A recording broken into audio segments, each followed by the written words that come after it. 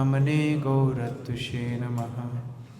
हे कृष्णा करुणा सिंधो दीनबंधो जगत्पते गोपेश गोपिका कांत राधा कांत नमोस्तुते। तप्त कांचन गौरांगी राधे वृंदावनेश्वरी वृषभानुसुते देवी प्रणमामि हरिप्रिये। वाञ्छाकल्पतरुभ्यश्च कृपा सिन्धुभ्यैव च पतितानां पावनेभ्यो वैष्णवेभ्यो नमो नमः। जय श्री कृष्ण चैतन्य प्रभु नित्यानंद अद्वैत गदाधर श्रीवासादि गौर भक्तवृंद। हरे कृष्णा कृष्णा कृष्णा हरे हरे, हरे राम राम राम हरे हरे।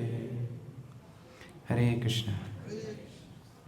तो पिछले 3 दिनों से आप सभी का बहुत ही अति पावन संग हमको प्राप्त हो रहा है, और जैसे जैसे प्रतिदिन आप लोगों की संगति मिल रही है वैसे ही मेरे भी उत्साह का वर्धन हो रहा है। लेकिन आज आप लोगों की छुट्टियां समाप्त हो रही हैं। कल से फिर आपको अपने बॉस की शक्ल देखनी पड़ेगी, फिर से आपको अपने कर्मी कार्यों को करना होगा। लेकिन भक्त के लिए हर अवसर ही मंगलमय अवसर है। चाइनीज़ न्यू ईयर चाइनीज़ मनाते होंगे, हमको तो छुट्टी मिल गई 2 दिन भागवत सुनने के लिए। कोई भी मौका हो, मंगल हो अमंगल हो, भक्तों के लिए अवसर होता है। जैसे जब भीष्म पितामह महाप्रयाण कर रहे थे, अपना शरीर छोड़ रहे थे, बाणों की शैया पर लेटे हुए थे, भीष्म पितामह अपने शरीर को धारण किए हुए थे कि कृष्ण आएंगे तब मैं अपने शरीर को छोड़ूंगा। कृष्ण युधिष्ठिर महाराज पांडवों को लेकर के गए। भीष्म पितामह ने युधिष्ठिर महाराज को बहुत सुंदर उपदेश दिए, और अंत में जैसे ही अपना महाप्रयाण करने लगे, देखते हैं सारे बड़े बड़े महर्षि संत मुनि सब अपने अपने आश्रम से 7 शिष्यात उस जगह पर प्रस्तुत हो गए थे, और अपनी एकाग्र मति भगवान के चरणों में स्थापित करके भीष्म पितामह अपना शरीर छोड़ते हैं। श्रील प्रभुपाद समझाते हैं कि ये सारे संत एक व्यक्ति के मृत्यु के समय पर क्यों इकट्ठे हुए। सामान्यतः किसी की मृत्यु तो शुभ नहीं मानी जाती, लेकिन भक्तों का एक अवसर मिल गया साथ में साधु संग करने का। तो हमारे लिए सारे अवसर ही मंगलमय हैं, चाहे वो न्यू ईयर हो, चाहे वो दिवाली हो, चाहे होली हो। हमको तो एक ही काम करना है, हरे कृष्णा कृष्णा कृष्णा हरे हरे, हरे राम राम राम हरे हरे। हमको यही करना है। श्रील प्रभुपाद को एक बार एक रिपोर्टर ने पूछा कि स्वामी जी, आपके हरे कृष्णा जप करने के बाद आप क्या करते हो? प्रभुपाद बोले, हम हरे कृष्णा करते हैं। तो बोले, नहीं, आप हमारे प्रश्न समझे नहीं। ये जो हरे कृष्णा आपका हो जाता है उसके बाद आप क्या करते हो? बोले, फिर हम हरे कृष्णा ही करते हैं। अच्छा, ये माला प्रभुपाद के ऊपर अच्छी लग रही है, आप ना उनको पहनाइए। ये माला प्रभुपाद के ऊपर, मैं जब आया तब देखा इतना सुंदर है, उसको निकालिए मत प्लीज।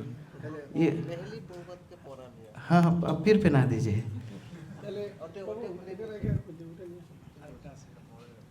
इतना सुंदर भाई, किसने बनाया ये माला? भाव, आपका भाव प्रभुपाद ने ले लिया है। ये प्रभुपाद के ऊपर ही अच्छा लगेगा।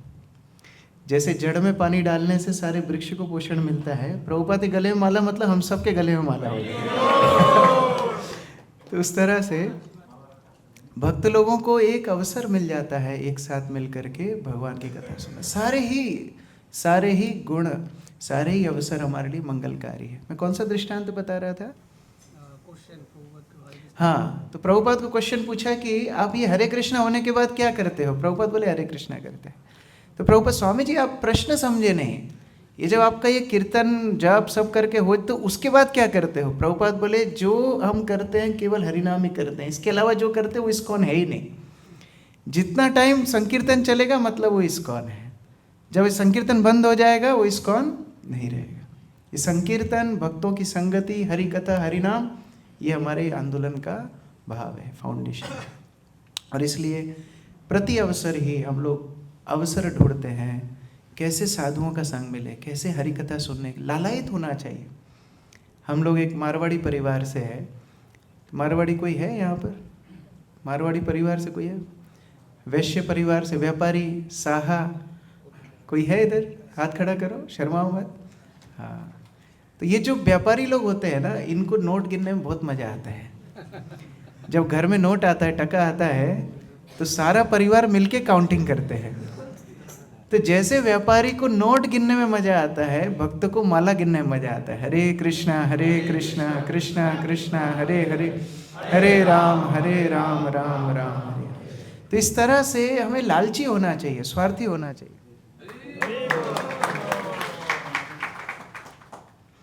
हमें लालची होना चाहिए, स्वार्थी होना चाहिए कि कैसे ज़्यादा से ज़्यादा हमारी कृष्ण भक्ति की उन्नति हो।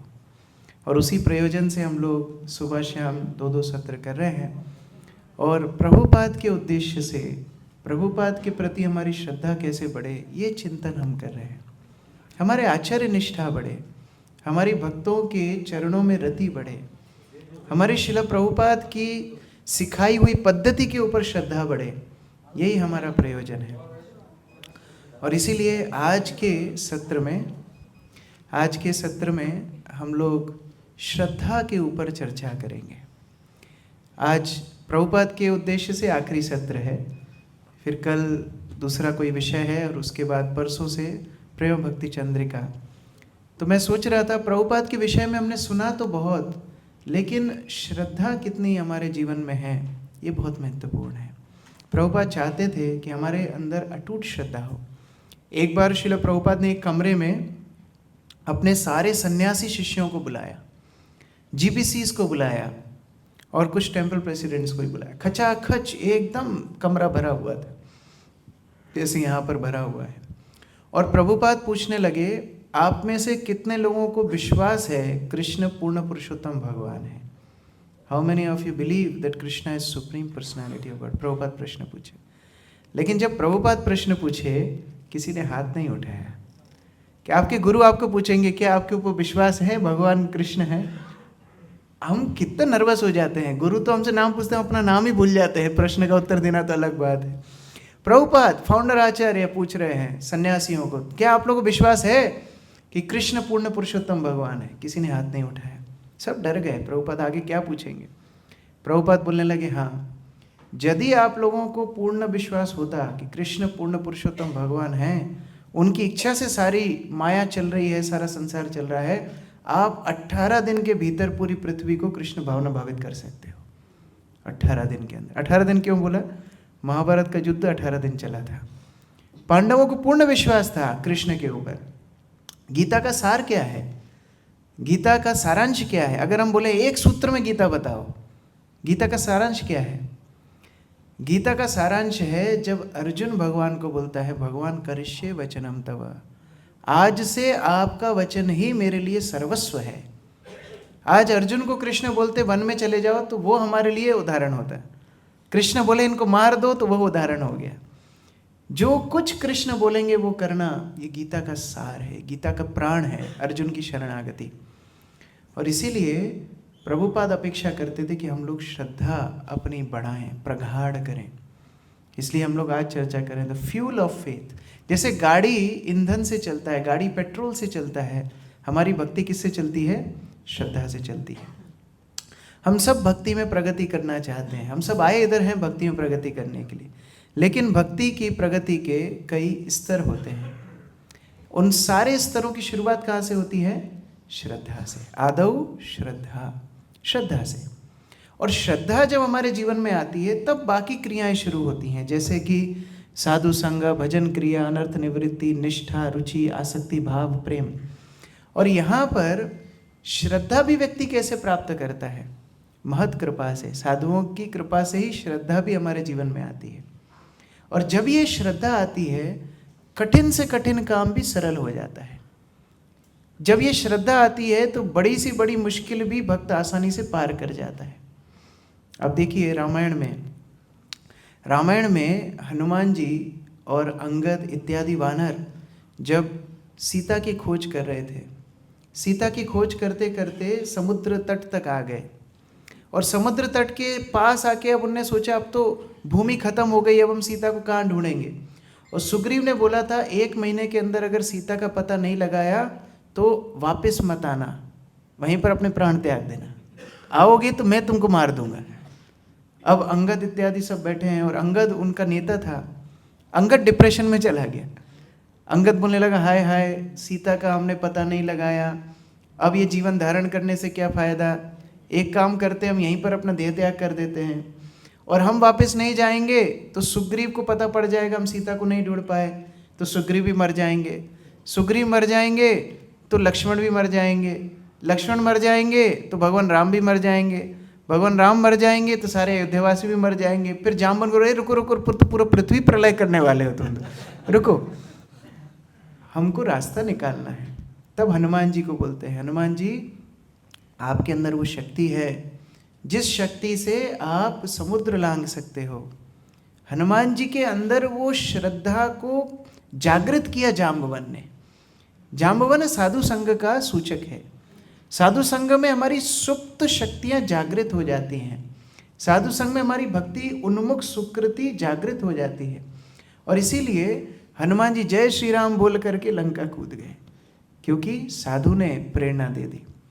प्रभुपाद से एक बार श्री श्रीमद् गोपाल कृष्ण गोस्वामी महाराज ने बोला, प्रभुपाद हम आपकी पुस्तकों का वितरण करने वाले हैं, हम लोग बहुत प्रयास कर रहे हैं, हमने जितनी लोकल बुक स्टोर्स थी वो बुक स्टोर्स पे आपकी पुस्तकें रख दी हैं, लेकिन ज़्यादा बिक्री नहीं हो रही है। प्रभुपाद बोलते मेरी पुस्तकें बुक स्टोर वाला शॉपकीपर नहीं बेच पाएगा, दुकानदार नहीं बेच पाएगा, मेरी पुस्तकों का वितरण होता है मेरे भक्तों के उत्साह के कारण। जब भक्तों के अंदर दृढ़ निश्चय श्रद्धा उत्साह होता है तब वो लोग प्रचार कर पाते हैं। भले ही बाहर से देखने में लगे कि ये भक्त क्या ही प्रचार करेगा। मैं कई बार भक्तों को बोलता हूँ कि छोटे से छोटा भक्त आप बड़ी बड़ी संप्रदाय में देख लीजिए, सन्यासी छोड़ के कोई प्रचार नहीं करते हैं। मध्व संप्रदाय में केवल सन्यासी, आदि शंकराचार्य जो 4 शंकर पीठ बना करके गए हैं, वो 4 शंकराचार्य प्रवचन करते हैं, उनके शिष्य लोग प्रवचन नहीं करते हैं। मध्व संप्रदाय में जो सन्यासीगण हैं उनकी बचपन में कुंडली देखते हैं, 5 साल के 4 साल के जब वो होते हैं उनका कुंडली देखते हैं, और वो कुंडली में लक्षण देखते हैं कि सन्यासी बनेगा ना कि क्या होगा इसका, और वो कुंडली में देख करके उनको सन्यास देते हैं। और हम जब उडुपी गए थे हमने देखा मध्व संप्रदाय के जब सन्यासी चलते हैं 4-5 उनके ब्रह्मचारी चेला सामने पानी छिड़कते हैं, फिर 10-12 चेला उनके आसपास में घेर बना करके चलते हैं, 2 ब्राह्मण स्वस्ति वाचन पुरुषोक्त इत्यादि गाते हैं। क्यों? कोई भी प्रकार का भौतिक प्रभाव सन्यासी के ऊपर नहीं पड़ना चाहिए, इनका पतन नहीं होना चाहिए। कितना सुरक्षा रखते हैं, कितना मर्यादा रखते हैं। हमारे इस्कॉन में आज भर्ती कल चक्रवर्ती, आज आया कल से प्रवचन देना शुरू, और कौन बच्चा है, कौन बूढ़ा है, कौन गृहस्थ, कौन ब्रह्मचारी, कौन सन्यासी, व्यासासन पे बैठ के प्रवचन करते हैं और लास्ट में पूछते हैं किसी का कोई प्रश्न है क्या। कितनी बड़ी बात है। बड़े बड़े साइंटिस्ट भी जब कॉन्फ्रेंस करते हैं उनका हिम्मत नहीं है बोलने का माइक पे किसी का कोई प्रश्न है क्या। इस्कॉन में हर वक्त माइक पे बोलता है किसी कोई प्रश्न है क्या, और उत्तर भी आ जाता है। किसकी कृपा से? प्रभुपाद जी की कृपा से उत्तर भी आ जाता है। ये हमारी परंपरा की श्रद्धा का असर है। एक बार श्रील प्रभुपाद ने हंसदूत प्रभु को बोला कि हंसदूत मैं चाहता हूँ कि लोग मंदिर तक नहीं आते हैं तो हम लोग ऐसा मंदिर बनाए जो लोगों के घर तक जाए। तुम एक काम करो, एक बस खरीदो और वो बस में गौर निताई को स्थापित करना, पुस्तक रखना, अलग अलग जगह जाएंगे, बस से प्रचार करेंगे। प्रभुपाद का आइडिया था। तो हंसदूत प्रभु गए, पैसा तो कुछ था नहीं, एक बहुत खटारा बस, खटारा समझते हैं? खटारा क्या बोलते हैं? जर्जर, हाँ खराब। हमारा हिंदी में शब्द खटारा अलग इस फ्लेवर है। हाँ एकदम भांगाचूरा। तो एकदम बेकार बस लेकर के आए, क्योंकि उसका बिल्कुल दाम, मतलब कोई व्यक्ति उसको खरीदने के लिए रेडी नहीं था, वो लेकर के आए। और वो बस में पूरा बस साउंड करता था हॉर्न छोड़ करके, पूरा बस बजता था, हॉर्न नहीं है, और एक ही सीट है पूरी बस में, वो ड्राइवर सीट, बाकी पूरा बस अंदर खाली है इस तरह, और खिड़की गेट सब खुला हुआ है। ये बस लेकर के आए और प्रभुपाद को बस तो बाहर पार्क किया, प्रभुपाद को आगे, प्रभुपाद अब हम चैतन्य महाप्रभु की वाणी पूरे विश्व में फैलाएंगे, हमारे पास अब ऐसा मंदिर हो गया है जो घर घर जाएगा। प्रभुपाद बड़े खुश, प्रभुपाद बोले मैं चलूंगा तुम्हारे साथ। प्रभुपाद को लेकर के गए, प्रभुपाद ने देखा बाप रे ये क्या लेके आया उड़न खटोला, अंदर तो सीट नहीं है, प्रभुपाद बैठेंगे कैसे?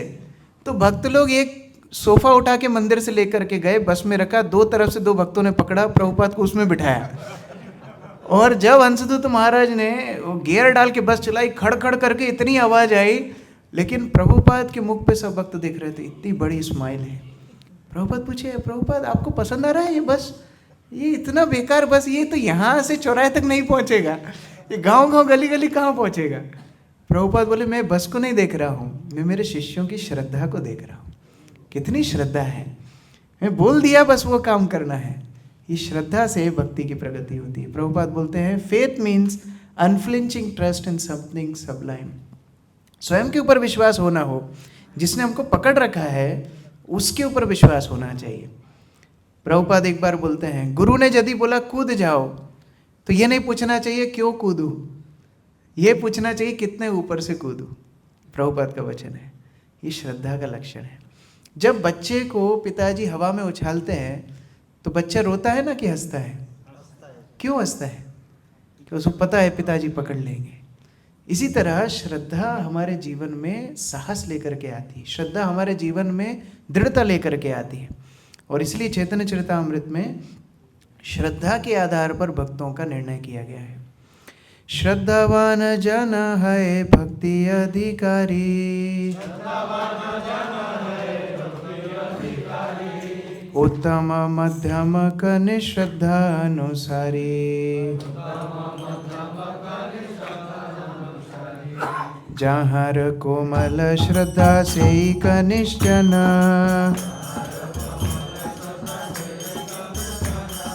क्रमे क्रमे तेनो भक्त होई बे उत्तम।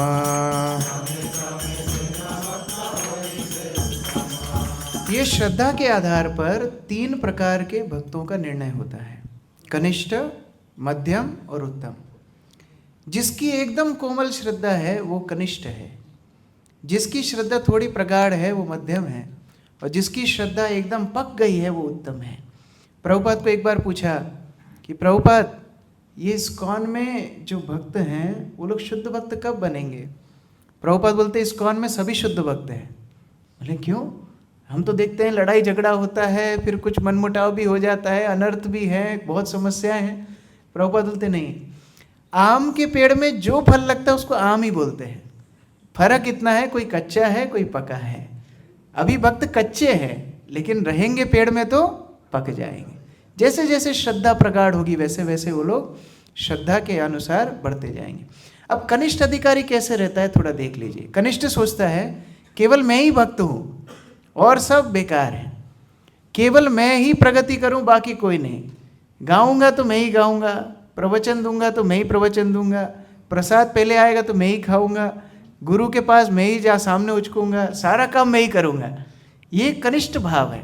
और कनिष्ठ अधिकारी के चक्कर में जब ये भाव होता है हम ये भाव होता है तो वास्तव में क्या होता है थोड़ा देख लीजिए। एक उदाहरण से दिखा रहे हैं।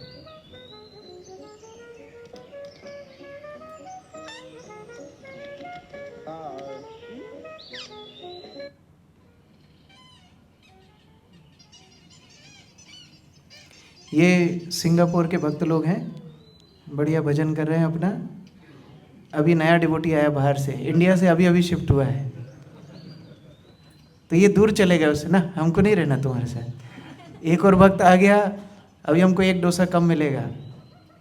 अब ये भक्त ने सोचा चलो मैं भक्तों का संग करूँगा, ये इनके बीच में आके बैठ गया। अब ज़्यादा भक्त होते हैं थोड़ी समस्या तो होती ही है, जगह कम पड़ने लगी। तब इन सब का देखो, ये कनिष्ठ अधिकारी सब लोग चिल्लाने लगे, अरे ये नया क्यों आ गया, इसको भगाओ इसको भगाओ इसको भगाओ।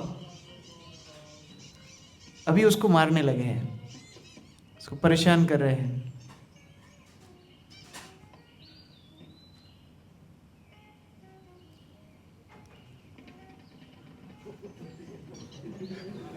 ये नहीं रहेगा तो मैं ही राजा बनूंगा।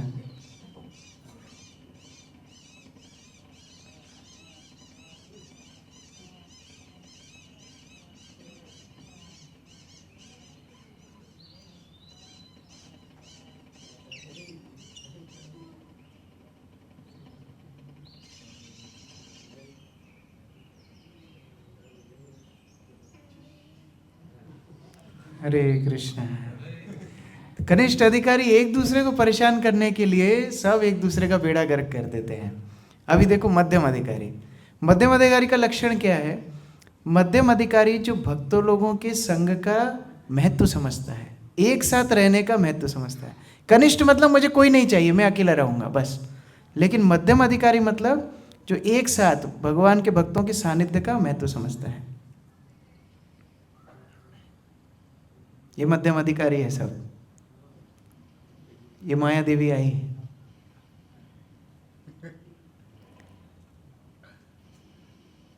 कितना विशाल है, माया बहुत विशाल है, लेकिन ये एक साथ है।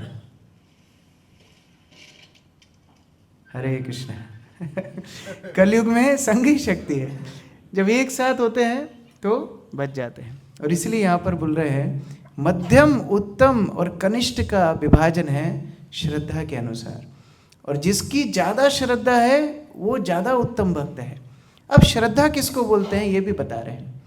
श्रद्धा शब्दे विश्वास का सुदृढ़ निश्चय।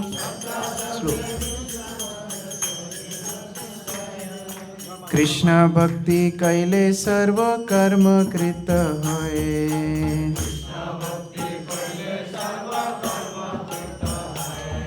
श्रद्धा है क्या? श्रद्धा का मतलब है मैं कृष्ण के आश्रय में हूँ, मेरा सारा कर्म सिद्ध होगा, मुझे और कुछ करने की आवश्यकता नहीं। गुरु ने जो वचन बोल दिया वो मेरे लिए सर्वस्व है।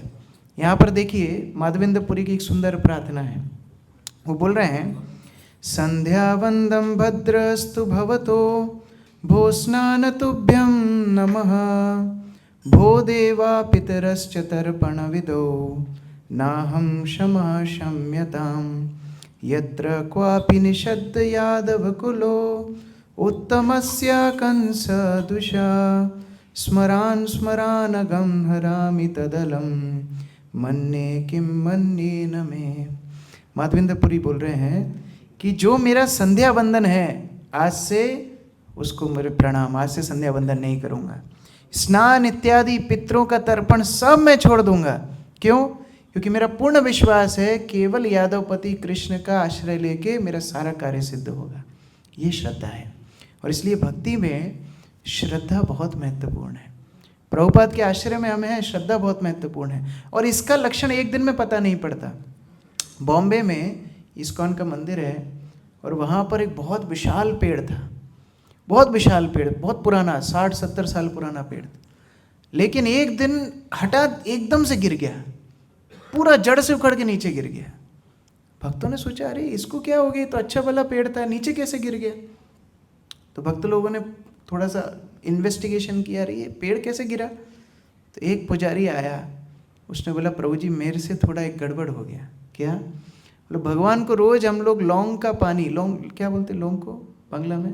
लौंग, क्लोव, क्लोव ना, गुलमरिच तो काला मिर्ची, लौंग लौंग लौंग बोलते हैं। तो लौंग का पानी विग्रह को लगता था, मैं सोचता था ये महाप्रसाद का पानी है, ये पेड़ को थोड़ा पिलाता हूँ। तो रोज मैं पिछले 10 साल से ये पेड़ में लौंग का पानी डाल रहा था। तो क्या हुआ, अंदर ही अंदर जड़ जल गया। इतना अच्छा लगता है, अरे ये तो भक्त बढ़िया है, नाच रहा है, गा रहा है, हर प्रोग्राम में आ रहा है, जब कर रहा है, सब बढ़िया कर रहा है, एकदम से आना बंद कर देता है। क्यों? धीरे धीरे श्रद्धा अंदर से सूखती जा रही है। इसलिए भक्तों को बहुत ध्यान रखना चाहिए, श्रद्धा हमारी बढ़े। और यदि श्रद्धा होगी ना, छोटे से छोटा भक्त भी बड़े से बड़ा कार्य कर लेगा। ये श्रद्धा का फल है। शिला प्रभुपाद जब मायापुर में थे, जीबीसी मीटिंग का टाइम था, बहुत बड़े बड़े जीबीसीज प्रभुपाद के साथ थे, और सन्यासीगण भी थे। उधर 17 साल का एक लड़का जिद करने लगा मुझे प्रभुपाद से मिलना है। तो वहाँ सन्यासी ने बोला अरे इंपॉर्टेंट मीटिंग अंदर चल रहा है, तुम प्रभुपाद को क्या, 17 साल का लड़का, तुम जाओ यहाँ से। तो प्रभुपाद सुन लिए, प्रभुपाद बोले उनको आने दो। प्रभुपाद के रूम में वो आया। मायापुर में आप देखेंगे प्रभुपाद के टेबल में एक ग्लोब रखा है, पूरा विश्व का जो मैप है, वर्ल्ड मैप रखा है। तो वो लड़का प्रभुपाद को बोलता है, प्रभुपाद आप बताइए कौन से देश में आपका मंदिर नहीं है, वहाँ मैं जाऊँगा मंदिर खोलने के लिए। 17 साल का लड़का। ये सब सन्यासी जीबीसी सब बैठे थे। प्रभुपाद उनको देख के इतना प्रसन्न हुए। प्रभुपाद ठीक है, तुमको मैं अफ्रीका दे रहा हूँ प्रचार करने के लिए, तुम जाओ और तुम्हारा असिस्टेंट होगा ब्रह्मानंद स्वामी, ये तुम्हारे साथ में जाएगा। श्रद्धा का कितना प्रभाव है। और श्रद्धा नहीं होगा तो क्या होगा? संशय होगा। संशय आत्मा विनश्यति। 2 प्रकार के संशय हमारे जीवन में आते हैं। एक है इस्कॉन के ऊपर, परंपरा के ऊपर, शास्त्र के ऊपर, दूसरा गुरु वैष्णवों के ऊपर। और जितना संशय होगा कभी भक्ति में वो व्यक्ति आगे नहीं बढ़ पाएगा। हर स्थिति में भगवान के ऊपर विश्वास रखना, ये वास्तविक प्रगति है। श्रीवास ठाकुर जो चैतन्य महाप्रभु के अनन्य भक्त थे, स्वयं नारद मुनि के अवतार हैं, उनको बदनाम करने के लिए चपल गोपाल एक आयोजन करते हैं। चपल गोपाल क्या करते हैं? काली पूजा की सारी सामग्री ला करके और श्रीवास ठाकुर के घर के सामने रख देते हैं। अगले दिन सुबह ब्रह्म मुहूर्त में जब श्रीवास ठाकुर गेट खोलते हैं, देखते हैं मांस, मदिरा इत्यादि लाल फूल सब रखा हुआ है। वो देख करके कोई बात था नहीं। अच्छा, श्रीवास ठाकुर चाहते उसको साफ सफाई कर देते, काम खत्म।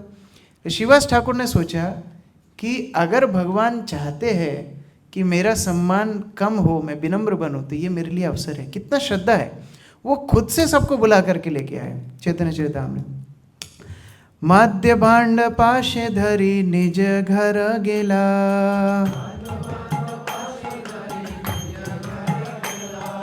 प्रातः काले श्रीवास तहा तो देखिला,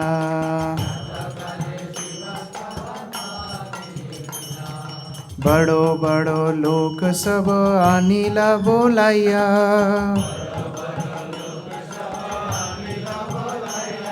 सवारे कहे श्रीवास हसिया हसिया,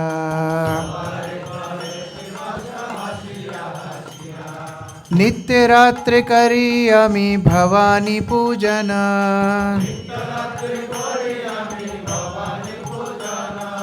अमर महिमा देखो ब्राह्मण सज्जना,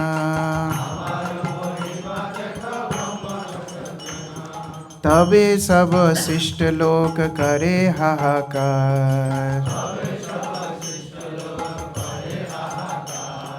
ऐछे कर्म हेता कैलो कौन दुराचार। कितना विश्वास है भगवान के ऊपर। यदि भगवान इस तरह आयोजन मेरा करे है, मतलब मेरे शुद्धिकरण के लिए किए, खुद बुला करके लेकर के आए। हमारे से कोई गलती हो जाता है, हम तो छुपाने का प्रयास करते हैं। श्रीवास ठाकुर खुद बड़े बड़े लोगों को सबको बुलाकर, यहाँ बोल रहे हैं सबे आनिया बुलाई है, सबको बुलाया और बोलते देखो मेरा स्वभाव देखो, मैं छुप छुप के भवानी पूजा, काली पूजा करता हूँ, मैं वैष्णव नहीं हूँ। तो सब लोग उनकी श्रद्धा देख के समझ गए वास्तव में कोई और दुराचारी का काम है। कितनी श्रद्धा है, श्रद्धा का प्रभाव है। इसलिए श्रद्धा एक बच्चे के जैसे होनी चाहिए। बच्चे का सर्वस्व होता है माता। माता बच्चे को जो सिखाती है वही बच्चा मानता है, और यही श्रद्धा बच्चे को संरक्षण देता है। जैसे माता के दूध को पीने से बच्चे को बीमारी नहीं होती, उसी तरह शुद्ध भक्तों के ऊपर श्रद्धा रखने से कोई अपवाद अपसंप्रदाय के ऊपर हमारा कभी प्रभाव नहीं पड़ेगा। और श्रद्धा का हमारे भक्ति जीवन में इसलिए बहुत प्रयोजन है। श्रद्धा का मतलब क्या है? गुरुदास प्रभुपाद को पूछ रहे हैं, प्रभुपाद श्रद्धा का मतलब क्या है? प्रभुपाद बोलते हैं श्रद्धा मतलब गुरु के ऊपर विश्वास, बस और कुछ नहीं।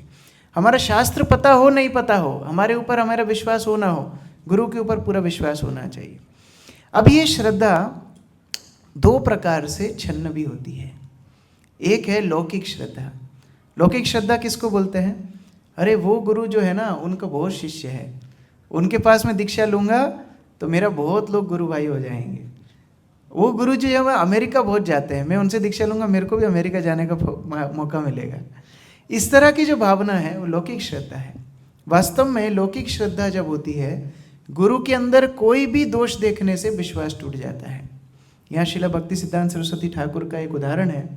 एक बार भक्ति सिद्धांत सरस्वती ठाकुर को समर्पण करने के लिए एक व्यक्ति आया, और जब वो व्यक्ति आया, बहुत शिक्षित व्यक्ति था, तो वो देखा कि भक्ति सिद्धांत सरस्वती अकाउंट्स की रिपोर्ट मांग रहे हैं कितना डोनेशन आया, कितना खर्चा हुआ।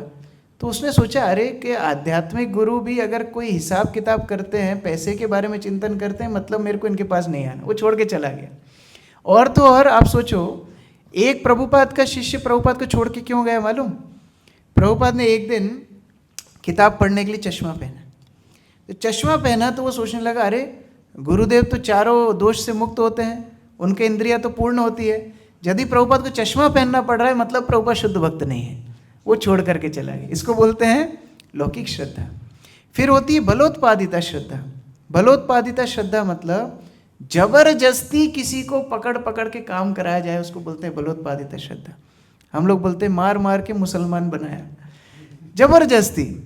अगर ऐसे कोई व्यक्ति मंदिर में आ भी जाए, ऐसे कोई व्यक्ति दीक्षा ले भी ले, ऐसे कोई व्यक्ति गुरु के समर्पण कर भी दे, ज़्यादा समय तक वो टिकेगा नहीं।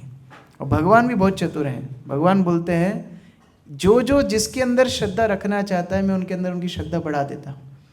आप बाहर जाइए, अभी मैं प्रभु जी के साथ आ रहा था, प्रभु जी बता रहे थे यहाँ जो देवी मंदिर है पिशाच की पूजा भी होती है।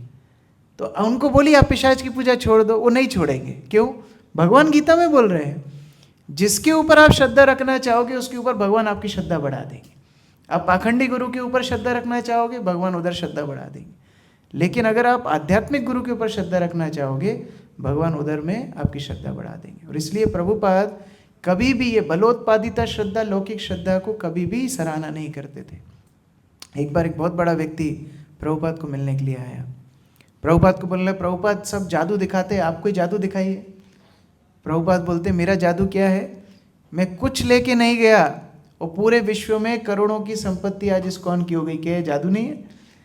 एक और बार प्रभुपाद को पूछा गया, बोले स्वामी जी वो जो पीसी सरकार है वो कोई भी वस्तु को गायब कर देता है, ताजमहल को भी गायब कर देगा, आप गायब कुछ कर पाएंगे? प्रभुपाद बोलते हैं हाँ मैं 4 चीज़ गायब करता हूँ, जन्म मृत्यु जरा व्याधि, ये लोगों के जीवन से मैं गायब कर देता हूँ।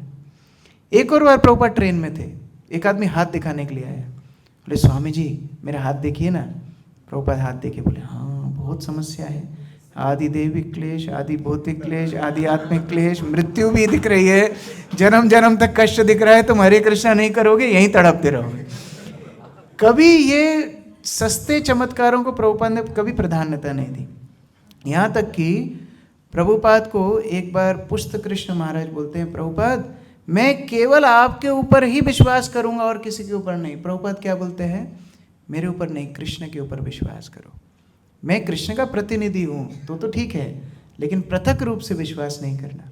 इसलिए प्रभुपाद चाहते थे कि हम लोग सिद्धांत समझे, हमारी श्रद्धा नैष्टिक श्रद्धा हो, भावुकता नहीं हो। एक बार एक युवक था बिहार से एक युवक था, प्रभुपाद को मिलने के लिए आया। तो प्रभुपाद को मिलने के लिए उन्होंने शायद मेरे को जहाँ तक स्मरण है लखनऊ में आए, तो प्रभुपाद से मिल नहीं पाए। तो उनको पता पड़ा प्रभुपाद लखनऊ से जा रहे हैं गोरखपुर, तो वो गोरखपुर पहुँच गए।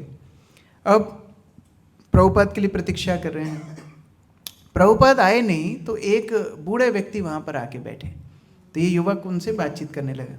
तो बूढ़े व्यक्ति बोलते हैं आपको किससे मिलना है?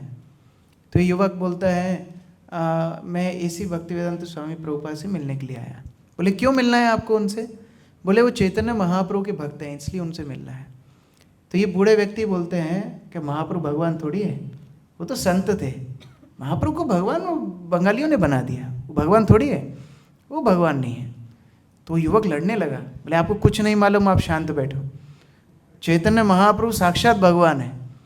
तो बूढ़ा व्यक्ति बोलता है कौन बोलता है? बोले चैतन्य चरितामृत में लिखा है, इतना ग्रंथ में लिखा, महाभारत में लिखा, ये पुराण में लिखा, वो पुराण में लिखा, सब पढ़ने के बाद मैं आया हूँ कि महाप्रभु साक्षात भगवान है और ऐसी भक्तिवेदांत स्वामी वो चैतन्य महाप्रभु के भक्त हैं। जब इनका दोनों का बातचीत चल रहा है, ये युवा बहुत डांट रहा है वो बूढ़े व्यक्ति को, तभी कुछ विदेशी भक्त आए, दंडवत प्रणाम करने लगे। तो युवक घबरा गए, प्रणाम किसको कर रहे हैं? वो बूढ़ा व्यक्ति प्रभुपाद ही थे। प्रभुपाद बैठ के उनके साथ प्रश्न उत्तर कर रहे थे। तो शिष्यों को लगा अरे, तो बहुत दुख हुआ। बोले प्रभुपाद मुझे माफ़ कर दीजिए, मुझे नहीं मालूम था आप हैं, आपके साथ में इतना अभद्र व्यवहार किया, आपको डांट दिया, इस तरह बात किया। प्रभुपाद बोले मैं बहुत खुश हूँ, मैं चाहता हूँ मेरे शिष्य भावुक नहीं हो, मेरे शिष्य शास्त्र पढ़े, तब उनकी श्रद्धा नैष्टिक होगी। और वही युवक आगे जाके राधा गोविंद स्वामी महाराज बने इस्कॉन में जाके। प्रॉब्लम के सन्यास। इस तरह से हमारा पूर्ण विश्वास होना चाहिए कि कैसे शिला प्रभुपाद ने अगर हमको कोई वचन बताए हैं, शास्त्र आधार है, और इसलिए हमारी श्रद्धा पनपती है श्रवण से। हम किन से श्रवण करते हैं? क्या यूट्यूब हमारी श्रद्धा का आधार है? फेसबुक हम दिन भर सुनते हैं तो हमारी श्रद्धा क्या होगी? फेसबुक हो जाएगी। लेकिन हमारी श्रवण पद्धति है प्रमाणित स्रोत से श्रवण करना। अभी देखिए जल्दी जल्दी हम लोग तीन स्तर देखेंगे कैसे श्रद्धा रखने में चुनौती आती है, क्या क्या आधार पर श्रद्धा रखने में चुनौती आती है। 3 चैलेंजेस टू कीप श्रद्धा। क्या समस्या हमको आती है श्रद्धा रखने में? सबसे पहला भाव हमारा है, मुझे किसी की ज़रूरत क्यों है? मैं खुद काफ़ी नहीं हूँ क्या? लोग आपको मिलते हैं ना प्रचार में ऐसा, गुरु की ज़रूरत क्या है, प्रोग्राम में जाने की ज़रूरत क्या है, हम तो गीता खुद पढ़ लेंगे, हम तो यूट्यूब से खुद प्रवचन सुन लेंगे। इस तरह का भाव ब्रह्मा जी का भी नहीं चला। ब्रह्मा जी प्रकृति की शुरुआत में जब जन्म लिए कमल फूल के ऊपर, ब्रह्मा जी सोचने लगे मेरा स्रोत मैं खुद पता लगा लूँगा। वो कमल की नाल में ऊपर नीचे ऊपर नीचे ऊपर नीचे कई हजारों वर्ष तक होते रहे, खुद का पता लगा पाए ब्रह्मा जी? नहीं लगा पाए। अच्छा, ब्रह्मा जी के कितने सिर है? 4। हमारा कितना सिर है? 1। जब 4 सिर वाला पता नहीं लगा पाए, हम लोग पता लगा लेंगे? कभी नहीं लगा पाएंगे। तो ब्रह्मा जी स्वयं भी अपने प्रयास से भगवान का पता नहीं लगा पाए। तो ये सोचना कि मैं किसी के ऊपर श्रद्धा नहीं रखूंगा, ये सही विचार नहीं है। इसलिए श्रील प्रभुपाद अपने शिष्यों से अपेक्षा करते थे कि वो लोग किसी ना किसी के ऊपर श्रद्धा रखें, प्रमाणित स्रोत पर श्रद्धा रखें। जब प्रभुपाद अमेरिका पहुंचे 1965, वो दौर वो चल रहा था जब अमेरिका मून लैंडिंग कर रहा था। आपको पता है ना मून लैंडिंग? पहला व्यक्ति जो मून पर उतरा, ऐसा वो लोग दावा करते हैं। तो मून पे, चांद पर हम लोग पहुंच गए, ऐसा अमेरिका दावा कर रहा था।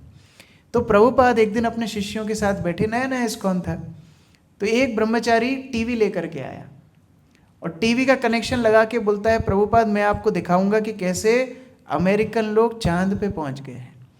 आप जो बोल रहे हैं वो सही नहीं है, अमेरिकन लोग चांद पे पहुंच गए। टीवी लगाया, जब वो टीवी में दिखा रहा था कि कैसे अमेरिका के एक प्लेन उतरा और नील आर्मस्ट्रांग उतरा, चांद के ऊपर पैर रखा, तभी किचन में बहुत सारे बर्तन गिर गए। कोई माता जी कुकिंग कर रही थी, सारा बर्तन धम धम धम धम वैसे आ गया। तो भक्त लोग बोले अरे ये क्या हुआ, ये क्या हुआ? प्रभुपाद बोलते हैं वो चांद पे पहुंच गई इसलिए इतनी आवाज़ आ रही है। वास्तव में हम अपने प्रयास से कोई ग्रह के बारे में, भगवान के बारे में क्या जानेंगे? हम लोग बहुत खुद रहे। एक और बार एक व्यक्ति आया, बोलता है स्वामी जी जो आप जो जुहू का मंदिर बना रहे हो ना, ये सही नहीं बना रहे हो। क्यों सही नहीं बना रहे हो? बोले यहाँ ना आप विश्व रूप की मूर्ति रखो, ये राधा कृष्ण की मूर्ति मत रखो। विश्व रूप गीता में दिखाया भगवान ने कितना बड़ा रूप है, विश्व रूप की मूर्ति रखो। भगवान बोले ठीक है मैं विश्व रूप की मूर्ति रखूँगा, लेकिन विश्व रूप को जब अर्जुन ने देखा था ना, तो अर्जुन ने देखा कि भीष्म, द्रोण, दुर्योधन सब उनके मुख में जा रहे हैं, तो उनका भोग है मनुष्य, तो ऑफरिंग में सबसे पहले तुमको ही चढ़ाऊंगा, मानते हो क्या? तो विश्व रूप की मूर्ति लगाऊंगा। बोले नहीं नहीं नहीं स्वामी जी नहीं नहीं। इसलिए बोलते हैं अप्राकृत वस्तु नहीं प्राकृतिर गोचर। जो अप्राकृत है, जो हमारी इंद्रियों के परे है, वो इंद्रियों से हम नहीं समझ सकते, उसके लिए हमें कोई शुद्ध वैष्णव का आश्रय लेना पड़ेगा। एक बार प्रभुपाद जब अपनी पुस्तक को एडिटिंग करने के लिए दिए, तो हेगरी प्रभु एडिटिंग करते थे, तो हेगरी प्रभु ने देखा प्रभुपाद ने लिखा है श्री श्री राधा कृष्ण, तो उन्होंने सोचा ये 2 बार श्री लिख दिया, तो उन्होंने एक श्री को काट दिया। प्रभुपाद के पास पुस्तक पहुंची, प्रभुपाद ने देखा अरे काटा क्यों? बुलाया हेगरी प्रभु को, ये काटा क्यों? तुमको एडिटिंग करने के लिए बोला था, तुमने काटा क्यों? बोले प्रभुपाद मुझे लगा रिपीटेशन है, जैसे 2 बार लिख देते ना, एंड टू, तो एक बार काट दिया। प्रभुपाद बोले English is your language, Sanskrit is my language, you edit your language not my language. अपनी भाषा का शोधन तुम कर सकते हो, प्राकृत वस्तु का तुम कर सकते हो, अप्राकृत वस्तु का तुम अपने आप विचार नहीं कर सकते। और इसलिए श्रद्धा सही जगह पर रखना बहुत आवश्यक है। यहाँ पर देवता हैं, ये कौन है? किसको पकड़ के ले जा रहे हैं देवता? ये कयाधु है। प्रहलाद महाराज गर्भ में है, और सारे देवताओं ने सोचा कि एक हिरण्यकशिपु इतना भारी पड़ रहा है। अच्छा, हिरण्यकशिपु जब तपस्या करके आया ना, इसके बाद की बात है, ये मैं क्यों बता रहा हूँ, थोड़ा सिंगापुर आके मुझे वैसा फीलिंग आया। जब हिरण्यकशिपु तपस्या करके वापस आया, सारे देवताओं को उसने बंदी बना लिया। और सारे देवताओं को बंदी बना करके अपना दास बना लिया। और हिरण्यकशिपु जब इच्छा करता था तब बारिश होती थी, जब इच्छा करता था तब गर्मी होती थी, जब इच्छा होता था तब ठंडी होती थी। सिंगापुर का क्लाइमेट उसी तरह है। और कल मुझे दिया आम, तो वो देख के मेरे को लगा, रे ये मौसम में आम कैसे आया। तो हिरण्यकशिपु ऐसे करता था, उसको जनवरी महीने में आम खाना है तो प्रकृति को आम देना पड़ेगा। अमरूद के पेड़ को बोलेगा आम दो, तो अमरूद के पेड़ को भी आम देना पड़ेगा। इतना भयंकर हिरण्यकशिपु था। तो देवता पहले से ही डर रहे थे, ये एक हिरण्यकशिपु हमसे संभलेगा नहीं, ये जूनियर हिरण्यकशिपु पेट में ये आके क्या करेगा, तो इसको पहले ही मार देते हैं। जब पकड़ के ले जा रहे थे नारद मुनि आगे, और कितनी श्रद्धा है देवताओं की। नारद मुनि बोले ना, इनके गर्भ में भक्त है, इनको छोड़ दो। और देवता कितना श्रद्धा रखते हैं, कयादु का परिक्रमा लगा करके गए, केवल छोड़ा नहीं, परिक्रमा लगाए, परिक्रमा लगा करके गए कि एक साधु ने बोला है मतलब सच बोला होगा। ये होती है प्रमाणित श्रद्धा। श्रद्धा हो लेकिन सही जगह पर हो। हम अकेले अप्राकृत वस्तु को कभी समझ नहीं सकते। दूसरी समस्या आती है श्रद्धा रखने में कि बहुत सारे ढोंगी गुरु अपने आप को जो भगवान बताते हैं, उनको देख देख के हमारा मन ही नहीं होता हम किसी के ऊपर श्रद्धा रखें। सही बात है ना। आजकल के युवक क्यों श्रद्धा नहीं रख पाते? क्योंकि वो देखते हैं कितने ढोंगी हैं बाजार में जो अपने आप को भगवान बता रहे हैं। हमारे भारत में तो फैक्ट्री लगा है। एक साधु था, वो बोलता था, कोई समस्या होती बोलता था नीली चटनी खा लो, हरी चटनी खा लो, लाल चटनी खा लो। एक साधु बोलता है एक लोटा जल सब समस्याओं का हल। एक साधु है वो पर्चा निकालता है, वो आदमी का पर्चा बनाता है, बोलता है तुम्हारा ये समस्या है ना। वो व्यक्ति खुश हो जाते हैं, अरे वाह मेरा समस्या बता दी। फिर हल कौन करेगा? हल को हनुमान जी करेंगे, हल भगवान करेंगे। तो इस तरह से बहुत पाखंडी हैं जो अपना प्रचार कर रहे हैं, और उन सबको देख करके श्रद्धा रखने में बहुत समस्या आती है। प्रभुपाद बोलते हैं कि एक बार कलकत्ता में एक थिएटर बुक किया एक व्यक्ति ने। वो थिएटर बुक करके क्या किया, एक व्यक्ति कुत्ते की आवाज़ निकालता था, तो कुत्ते की आवाज़ सुनने के लिए हाउसफुल हुआ। टिकट खरीद के लोगों ने भर्ती हो गए। तो प्रभुपाद ने बोला देखो भगवान ने कितने कुत्ते बनाए हैं दुनिया में, वो फ्री में भौंक रहे हैं। वो फ्री में सुनने नहीं जाएंगे, जब आदमी कुत्ता बनेगा तो उसको देखने के लिए आदमी जाएंगे। उसी तरह चमत्कार के पीछे हम लोग भागते हैं, लेकिन वास्तव में हमारे आचार्यों ने ये जो ढोंगी गुरु साधु हैं उनकी तुलना पूतना से की है। पूतना जैसे राक्षसी बन करके आई, उसने सुंदर रूप धारण कर लिया, सोचा मैं भगवान को ठग लूंगी, ब्रजवासियों को ठग लूंगी, लेकिन भगवान ने उनको ठग दिया। उसी तरह से कोई अगर सामान्य भक्त लोगों की श्रद्धा को ठगने का प्रयास करेगा, भगवान उसको छोड़ेंगे नहीं। लेकिन हमें ये देखना है कि हमें ढोंगी गुरु चाहिए कि प्रमाणित गुरु चाहिए। कई बार भक्त लोग बोलते हैं नहीं इस्कॉन से छुटा दो बस। क्यों? ये भर्ती करते ही बोलते चाय छोड़ो, कॉफ़ी छोड़ो, मांसाहार छोड़ो, दूध क्रीड़ा छोड़ो, फिर 4 बजे उठो, 16 माला करो। वो गुरु जी बढ़िया है, एक बार साल में जाना, डोनेशन देना, हमको सिद्ध प्रणाली दे दिया, हम भगवत धाम चले जाएंगे। तो सस्ता माल जिसको चाहिए उसके साथ चीटिंग 100% होगी।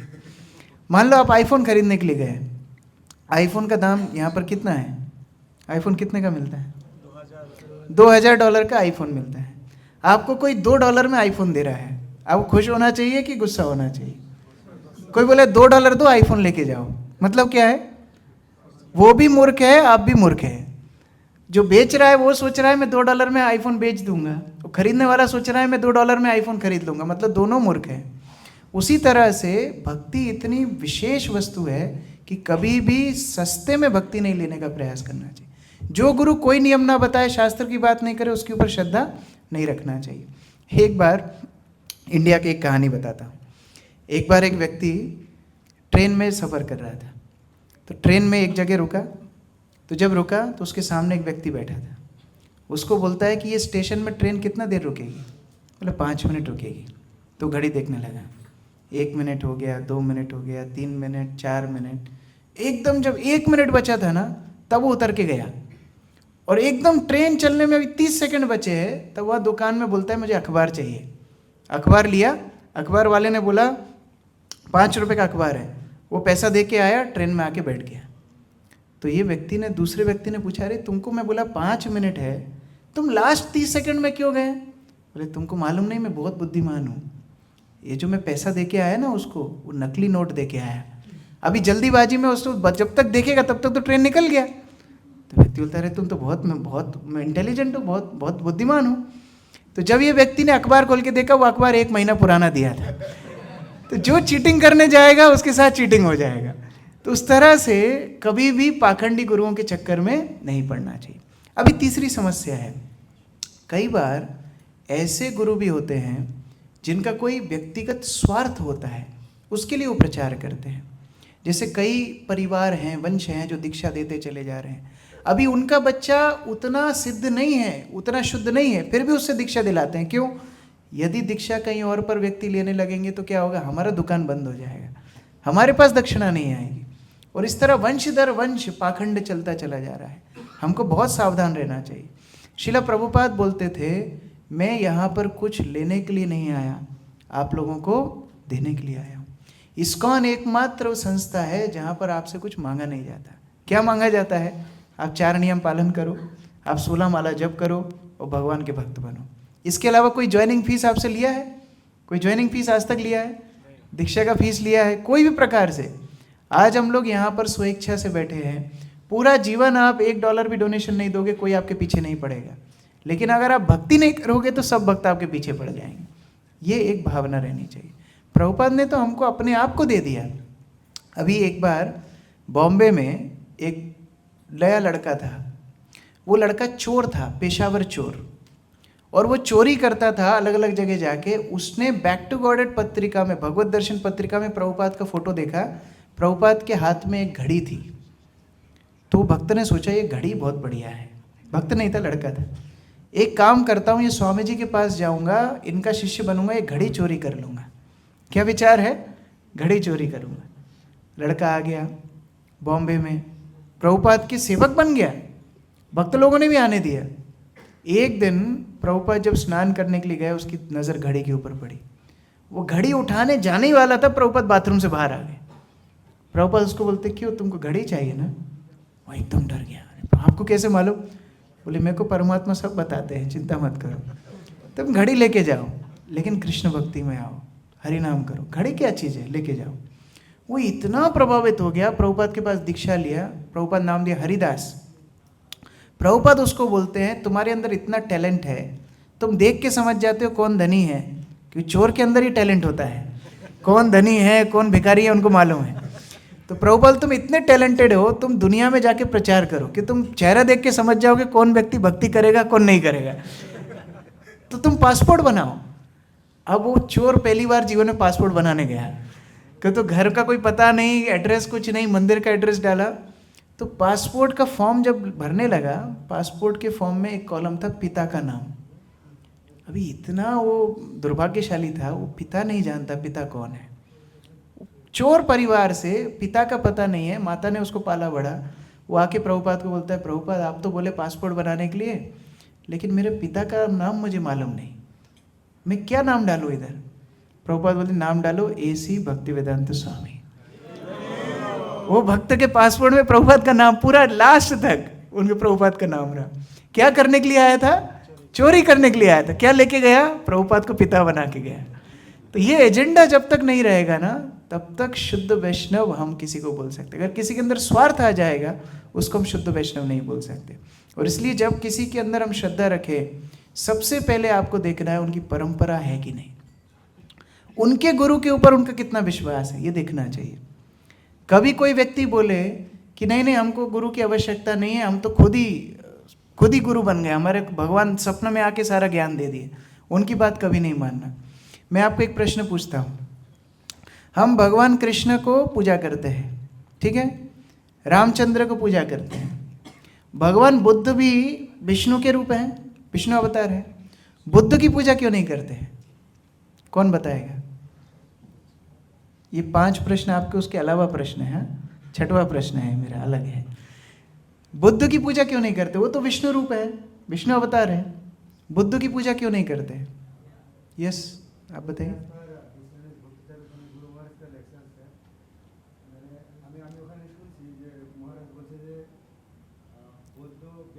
हाँ, वेद ना मानियो बौद्ध होइलो नास्तिक, वो तो ठीक है, लेकिन भगवान भी तो बोल रहे हैं सर्वधर्मान् परित्यज्य मामेकं शरणं व्रज। फिर नंद महाराज को बोल रहे हैं कर्मकांड करने का आवश्यकता क्यों है, बोल रहे हैं कि नहीं? इंद्र पूजा करने का आवश्यक, हम उनका बात तो सारा मानते हैं, फिर बुद्ध का बात क्यों नहीं मानते? व्यवहारिक शिक्षा, वो आपका उत्तर सही है, और व्यवहारिक शिक्षा ढूंढ रहा हूँ। क्योंकि उन्होंने गुरु ग्रहण नहीं किया। बहुत सुंदर बात। बुद्ध भगवान के लीला में बुद्ध भगवान पेड़ के नीचे बैठे हैं, उनको ध्यान किया, ध्यान करके उनका सारा विवेक जागृत हो गया, प्रचार शुरू कर दिया। भगवान अपने उदाहरण से ये बता रहे हैं, यदि मैं भी ऐसा आचरण करूंगा मेरे को फॉलो नहीं करना। लेकिन कृष्ण लीला में भगवान कृष्ण सांदीपनि मुनि के पास जाके शिक्षा लिए, उदाहरण दे रहे हैं, गुरु का आवश्यकता है। रामचंद्र की लीला में वशिष्ठ मुनि के पास जाके शिक्षा ले रहे हैं। हर अवतार में इस तरह लीला करके दिखाते हैं, जिससे हम लोग एक उदाहरण समझे कि बिना परंपरा के गुरु के ऊपर श्रद्धा रखना आवश्यक नहीं है। गुरु के प्रति श्रद्धा कितनी है, उन गुरु की अपने गुरु के ऊपर। श्रील प्रभुपाद एक शब्द नहीं बोलते हैं इधर उधर। दक्षिण भारत में एक बार प्रभुपाद को बोला, स्वामी जी आपकी गीता में क्या नया है? ये जो रामानुचार्य लिख के गए, मध्वाचार्य लिख के गए, ये सब तो आपकी गीता में कुछ नया तो मिलता नहीं। प्रभुपाद बोले, यही मेरी गीता का सार्थकता है कि मैं कुछ नया लिखा नहीं, जो परंपरा का ज्ञान था वही मैंने यथा रूप दिया है, ये मेरी सफलता है। प्रभुपाद अपने गुरु महाराज से इतना प्रेम करते थे, एक बार प्रभुपाद बुक पब्लिश करने के लिए, प्रिंटिंग देखने के लिए एक प्रिंटिंग प्रेस में गए। तो प्रिंटिंग मशीन होती है बड़ी, प्रिंटिंग मशीन को देख करके प्रभुपाद दंडवत प्रणाम कर दिए। तो वहाँ पर जितना सूट बूट टाई पहन के लोग थे वो देख घबरा गए, ये आदमी जमीन में क्यों लेट गया? तो उन्होंने पूछा कि आप ये मशीन को क्यों प्रणाम कर रहे हो? बोले, ना मेरे गुरु महाराज से जब मैं मिला राधा कुंड के तट पे, मेरे गुरु महाराज ने बोला था यदि तुमको धन मिलेगा तो पुस्तक छापना, और आपकी मशीन से मेरे गुरु महाराज का आदेश का पूर्ण हो रहा है, इसलिए मैं मशीन को प्रणाम कर रहा हूँ। ये गुरु निष्ठा है। तो जो परंपरा के ऊपर निष्ठा रखते हुए गुरु आ रहे हैं उनके ऊपर हमको श्रद्धा रखना है, हर किसी के ऊपर नहीं। दूसरा, जो गुरु बोल रहे हैं क्या अपने जीवन में उन्होंने अपनाया है कि नहीं, ये भी देखना है। परंपरा तो प्रमाणित है, लेकिन प्रमाणित परंपरा के बाद भी क्या आचरण में शिक्षा उतरी है कि नहीं। एक बार एक कथाकार प्रवचन में बोलते हैं बेगुन नहीं खाना चाहिए। बेगुन नाम ही है बेगुन, जिसका कोई गुण नहीं, और ऐसा बेगुन खाने से तामसिक होगा, राजसिक होगा। बैगन बिल्कुल नहीं खाना चाहिए। 1 घंटा प्रवचन किए, बेगुन नहीं खाना है। घर में गए, जब घर में गए पत्नी ने बनाया था बेगुन। अभी पत्नी तो प्रवचन सुन के आई थी, तो पत्नी ने रोटी दे दिया, चावल दे दिया, बेगुन नहीं दिया। अभी बोलते क्यों, सब्जी नहीं बनाया? बोले बनाया, बेगुन बनाया, लेकिन आप तो कथा में बोल के आए बेगुन नहीं खाना, नाम ही बेगुन है, बेगुन से तामसिक साथ रजोगुणी होगा, तो नहीं दिया आपको। बोले ना ना, वो कथा का बेगन था, ये थाली का बेगन है, ये दोनों अलग अलग है। कथा में बोलने में क्या है, बात तो सब बोल देते हैं। माइक मिलता है, बोलते तृणादपि सुनीचे ना, फिर उतरेंगे तो फिर सबके ऊपर चिल्लाना शुरू करेंगे। बोलना तो बहुत आसान है, लेकिन जो शिक्षा को अपने जीवन में उतारे वो गुरु है। और प्रभुपाद अपने जीवन में एक एक शिक्षा को अपनाए। एक दिन प्रभुपाद प्रवचन में बोलते हैं कि यदि आपका मन बहुत व्यथित हो, माला उठाना और चल के जप करना है, केवल हरिनाम पे ध्यान देना है। उसी शाम को जुहू से लेटर आया कि प्रभुपाद मिस्टर नायर ने हमारा लैंड ले लिया, बहुत समस्या कर रहा है, कोर्ट केस कर दिया, अखबार में दे दिया, देवानंद ने एक मूवी बना दिया दम मारो दम, और इस तरह बहुत इस्कॉन का नाम मुंबई में खराब हो गया। प्रभुपाद ने लेटर पढ़ा, लेटर रखा, जपमाला उठाया, चल के जप शुरू कर दिया। भक्त लोग देख रहे हैं, सुबह प्रवचन में जो बोला है वो अपने जीवन में उतारा है।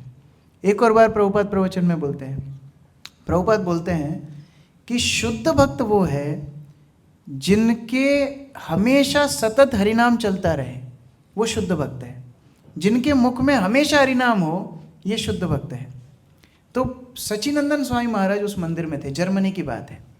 तो उन्होंने सोचा, प्रभुपाद तो प्रवचन में बोले कि शुद्ध भक्त का हमेशा नाम चलना चाहिए, अब मैं परीक्षा करूंगा कि प्रभुपाद का हमेशा नाम चलता है कि नहीं, सोते समय नाम चलता है कि नहीं।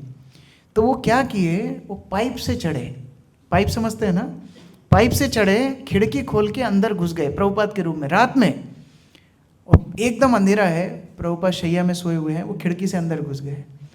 यंग थे, 18-19 साल के दिख रहे हैं, और जैसे जाके देखा प्रभुपाद की पक्षस्थल से आवाज़ आ रही है, हरे कृष्णा कृष्णा कृष्णा हरे हरे, हरे राम राम राम हरे। उसी समय सच्चिनंदन महाराज का पूरा विश्वास हो गया, हाँ, उसी समय पूरा विश्वास हो गया कि प्रभुपाद शुद्ध भक्त हैं, जो बोलते हैं वो करके दिखाते हैं। एक बार प्रभुपाद टर्बुलेंस में थे, प्लेन में। प्रभुपाद को प्रश्न पूछा भक्तों ने, प्रभुपाद यदि बहुत बड़ा वॉर हो जाएगा, बहुत बड़ा युद्ध हो जाएगा और वो युद्ध में एटम बम गिरेगा तो हम क्या करेंगे? प्रभुपाद बोलते हैं हम एटम बम को देखेंगे, बोलेंगे ये कृष्ण आ रहे हैं, प्रणाम करेंगे। तो भक्त सोचा अरे मृत्यु का भय नहीं प्रभुपाद को। प्रभुपाद प्लेन में बैठ गए, अभी सेवक लोग साथ में हैं। प्लेन में टर्बुलेंस शुरू हुआ, ऊपर नीचे, और प्लेन इतना ऊपर, 10 फीट ऊपर 10 फीट नीचे, सब लोग चिल्ला रहे हैं, प्रभुपाद हरि नाम जप कर रहे हैं। जब प्लेन सही हो गया, भक्त लोग प्रभुपाद आपको डर नहीं लगा? प्रभुपाद बोले मारे कृष्ण राखे के, राखे कृष्ण मारे। हमारे जीवन में और है क्या? कृष्ण का सब कुछ है। कितना, इसको बोलते हैं आचार्य, अपने प्रैक्टिकल एग्जाम्पल से सिखाते हैं। और लास्ट है नो पर्सनल एजेंडा। प्रभुपाद के जीवन में कोई व्यक्तिगत मान सम्मान की अपेक्षा नहीं थी, कोई व्यक्तिगत मान सम्मान की अपेक्षा नहीं थी। आप लोगों ने वीडियो देखा होगा, प्रभुपाद के चरण का अभिषेक भक्त लोग कर रहे हैं।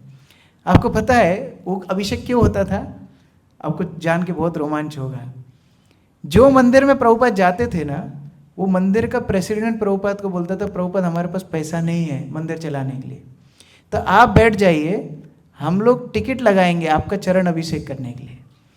तो जो पैसा देगा उसको एक जन को देंगे दूध चढ़ाने को, एक को देंगे दही चढ़ाने को, एक को देंगे शहद चढ़ाने को, एक को देंगे शक्कर चढ़ाने को, इस तरह आपको एक को देंगे पानी चढ़ाने को, एक को टॉवल देंगे पहुँचने के लिए, फिर वो टॉवल उसको प्रसादी मिलेगा। तो टिकट लगाएंगे हम। और प्रभुपाद बोले ठीक है तुमको पैसा चाहिए ना, मैं बैठ जाता हूँ, कोई बात नहीं, तुम्हारा मंदिर चलना चाहिए। तो प्रभुपाद का इस तरह ऑक्शन होता था, खुद को बेच दिए मंदिर चलाने के लिए। सैन फ्रांसिस्को में प्रभुपाद का एक शिष्य सोचा मैं ना शहद लेता हूँ, कि अभिषेक में शहद थोड़ा धीरे धीरे गिरता है ना, तो मधु शहद, तो उसने शहद के लिए पैसा दिया, वो शहद चढ़ा रहा है। प्रभुपाद से कान में बोलते जल्दी जल्दी करो, मेरे को ठंडा लग रहा है, जल्दी जल्दी करो। कोई पर्सनल एजेंडा नहीं है, केवल भगवान की सेवा के लिए। यदि आप व्यासासन पे बैठा देंगे, व्यासासन पे बैठ जाएंगे, झाड़ू लगाएंगे, झाड़ू लगवा देंगे। ये प्रभुपाद है। जब बैक टू गॉडेड भगवत दर्शन पत्रिका बनती थी, तो प्रभुपाद ने ब्रह्मानंद प्रभु को बोला तुमको ये बैक टू गॉडेड मैगजीन का वितरण करना है, और इतना वितरण होना चाहिए, न्यूयॉर्क की पहली नंबर की ये मैगजीन होनी चाहिए। ब्रह्मानंद प्रभुपाद के पास आए, ब्रह्मानंद बोलते प्रभुपाद आप बोलते हैं ये मैगजीन डिस्ट्रीब्यूट करो, जन जन तक पहुंचाओ, प्रिंटिंग से मैगजीन आ गई, कोई स्टेपल नहीं करता है, इसकी बाइंडिंग कोई नहीं करता है, मैंने सबको पूछा, सब मना कर देते हैं। प्रभु बोलते सबको पूछा, मुझको तो पूछा नहीं, मेरे को तो आपने बताया नहीं। और हमारे संस्थापक आचार्य वहाँ बैठ करके स्टेपलर लेके एक एक बाइंडिंग करते हैं। बोले मैं तो ये सब काम किया है, 1944 से भगवत दर्शन बांट रहा हूँ अकेला, आज क्यों नहीं करूँगा? बैठ करके प्रभुपाद स्टेबल करते हैं। ये आचार्य है। तो इस प्रकार आचार्य के ऊपर हम लोगों को श्रद्धा रखना है, और हम लोग को देखना है कि उन्होंने जो कुछ किया, सारे विश्व में कृष्ण भक्ति का प्रचार किया, एकमात्र उद्देश्य से कि हमारे हृदय में ये गौड़ीय परंपरा सिद्धांत के ऊपर श्रद्धा जागृत हो जाए। एकमात्र उनका उद्देश्य ये था। प्रभुपाद जब अमेरिका में एक मंदिर में गए, तो भक्तों ने एक प्रश्न पूछा, बोले प्रभुपाद आपको सबसे प्रिय क्या है? तो जो न्यू वृंदावन के भक्त थे, वो सोचने लगे प्रभुपाद बोलेंगे फार्म कम्युनिटी मुझे सबसे ज़्यादा पसंद है। फिर जो लॉस एंजलिस के भक्त थे, उन्होंने सोचा प्रभुपाद विग्रह पूजा बोलेंगे, विग्रह पूजा सबसे ज़्यादा पसंद है। जो बुक डिस्ट्रीब्यूटर्स थे, उनको लगा प्रभुपाद बोलेंगे कि ग्रंथ वितरण सबसे ज़्यादा पसंद है। प्रभुपाद बोले आध्यात्मिक गुरु सबसे ज़्यादा प्रसन्न तब होते हैं जब शिष्य कृष्ण से प्रेम करना सीख जाता है। यह आध्यात्मिक गुरु का एजेंडा है, उनका और कोई स्वार्थ नहीं है, केवल हमें कृष्ण भक्ति देने के लिए प्रभुपाद प्रचार किए। उन्होंने पूरी संस्था बनाई है हमें कृष्ण के प्रति श्रद्धा जागृत करने के लिए। जब प्रभुपाद राधा दामोदर मंदिर में थे, अंतिम आपको एक कहानी बता रहा हूँ, और ये कहानी को सोचते सोचते आज सोना है। राधा दामोदर मंदिर में प्रभुपाद ऊपर छत पे एक कमरा था, उधर रह रहे थे। ये अमेरिका से वापस आके इस्कॉन शुरू हो गया, लेकिन हमारा इस्कॉन मंदिर वृंदावन में बना नहीं था, तो छत पे रह रहे थे। और बंदर बहुत हैं वृंदावन में, तो उन्होंने जाल लगाया था। एक जाल समझते हैं ना आप, लोहे का इस तरह बार होता है अलग अलग, है ना, इस जेल में जैसा होता है ना, जेल में इस तरह बार था जिससे बंदर अंदर ना आए। तो एक मादा बंदर, मतलब जो माता है बंदर, वो बंदरिया अपने बच्चा कैसे पकड़ता है, बंदरिया को ऐसे पकड़ता है ना, वो उस जाल के ऊपर से कूद रही थी। तो जब कूद रही थी तो उसका बच्चा छूट गया। अब वो जाल के भीतर जो गैप था ना, वो बच्चा नीचे गिर गया। कहाँ गिरा? प्रभुपाद की गोदी में आके गिरा। अभी ऊपर जो मम्मी है वो तो अंदर नहीं आ पा रही है, वो जाल में ऐसे पकड़ के रोने लगी, चिल्लाने लगी, आवाज करने लगी, और यहाँ बच्चा भी रोने लगा। तो प्रभुपाद क्या किए, वो बच्चे को उठाए, वो जाल में ऊपर देके मम्मी को दे दिए, और मम्मी ने वो बच्चे को लेकर के चली गई। ये दृश्य गुरुदास प्रभु देख रहे थे। तो गुरुदास प्रभु की आंखों में आंसू आ गए। भक्तों ने पूछा, आप क्यों रो रहे हो? बोले, इसी प्रकार हम कृष्ण को छोड़ करके माया में गिर गए, लेकिन हमारा सौभाग्य कहाँ गिरे? प्रभुपाद की गोदी में आके गिरे। अभी प्रभुपाद उठा के हमें दोबारा भगवान की गोदी में दे देंगे। ये विश्वास हमारा होना चाहिए। तो हम लोग प्रतिदिन जब सुबह उठें, भगवान को प्रणाम करने के पहले प्रभुपाद को प्रणाम करना चाहिए। जब करने के पहले प्रभुपाद, हमारे उनकी वजह से हमारी भक्ति का वर्धन हो रहा है, हम भक्ति में टिक रहे हैं उनकी वजह से, हम आगे बढ़ेंगे उनकी वजह से। इसलिए प्रतिदिन प्रभुपाद के प्रति हमारी कृतज्ञता हो, और जितनी श्रद्धा हमारी प्रभुपाद के चरणों में होंगी उतना ही हमारी भक्ति में वर्धन होगा, प्रचार कार्य आगे बढ़ेगा, और हम लोग कृष्ण भक्ति को पूरे जगत में विस्तार करने में सक्षम होंगे। हरे कृष्ण। जगत गुरु श्रील प्रभुपाद की, समवेत भक्त वृंद की, निताय गौर प्रेमानंदे। हरे हरे।